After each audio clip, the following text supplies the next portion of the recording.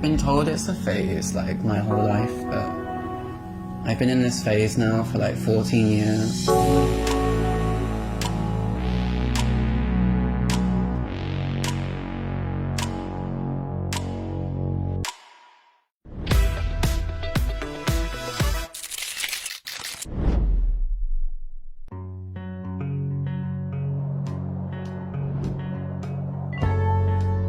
So my natural hair is light brown, extremely straight, and extremely boring. And I think for that reason, hair became a way to change and make myself more confident.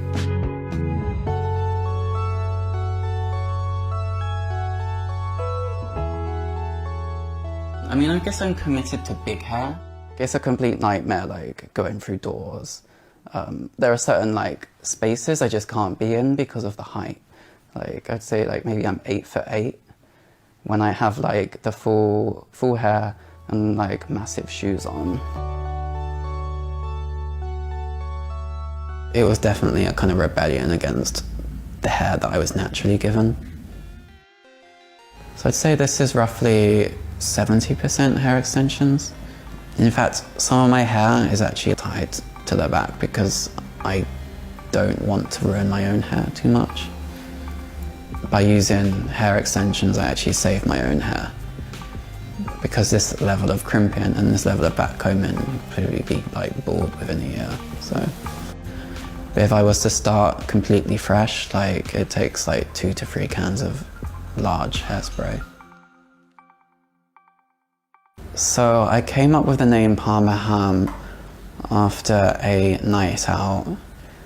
I just thought it would be kind of like sick and kind of funny to change my name to Parma Ham on all my like social media channels. And from there it stuck. Yeah, I would say the age of sort of 12 and 13, I first started to experiment with my visual identity. I was attracted to goth because it was one of the few things in my environment, you know, in my small town where the men wore makeup, they did their nails, they had long hair, they had skin-tight clothes, they were beautiful. And it was that which was an excuse for me to be excessive.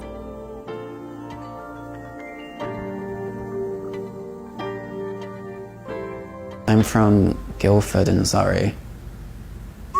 I absolutely hated that town. It reminds me of a time where I couldn't really be myself and I couldn't do the things that I do.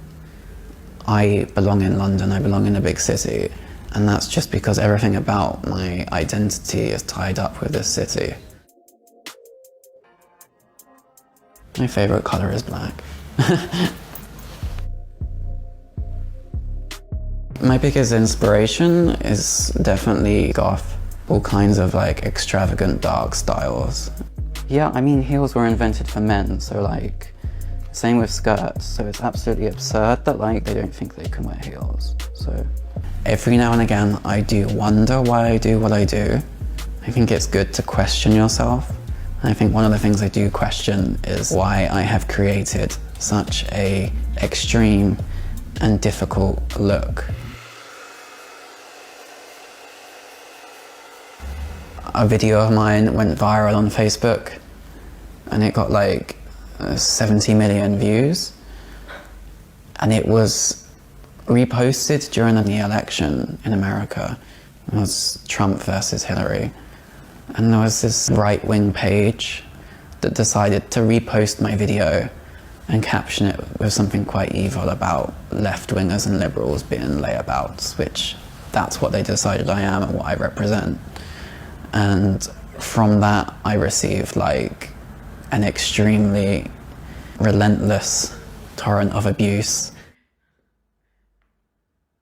A lot of them say really disgusting things like, if this was my child, I would beat them. You look disgusting, grow some hair, put on some real clothes and act like a man. I guess he means facial hair, since like, I've got enough hair. I'm quite fortunate with the reactions I get in day-to-day life. I think most people see their hair and are intrigued by it. They're excited by it. Without being too like self-aggrandizing, like I think I represent freedom, and freedom of identity and freedom to self-identify. And I'm kind of proud that I'm able to put that across.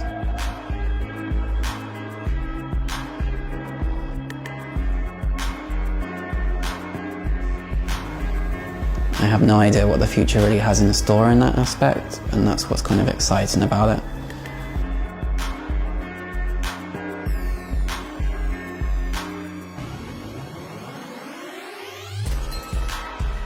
Two years ago, I never would have imagined I would look like this. I thought I was really at my peak 2 years ago. But here we are, and I look back at those times and I'm almost embarrassed to like see how I looked back then.